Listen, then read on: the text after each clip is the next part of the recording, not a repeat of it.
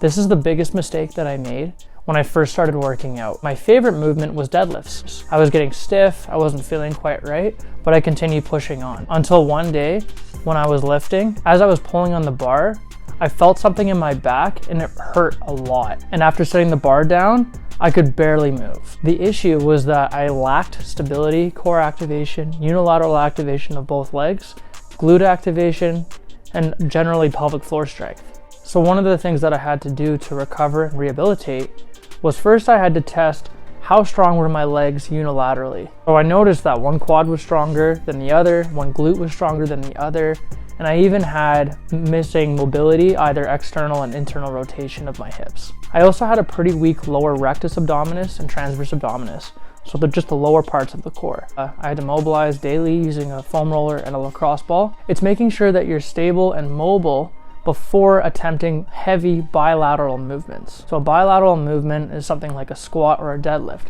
where you're pressing through with both legs and you potentially can be overcompensating for lack of stability. Make sure that you include unilateral movements like reverse lunges where you can load up using a barbell. You can also do things like step ups or elevated single leg squats. And then also make sure that you do a lot of core exercises as well, and coordinating diaphragmatic breathing into them. And if you continue doing this, you'll remain safe and stable during those heavy exercises.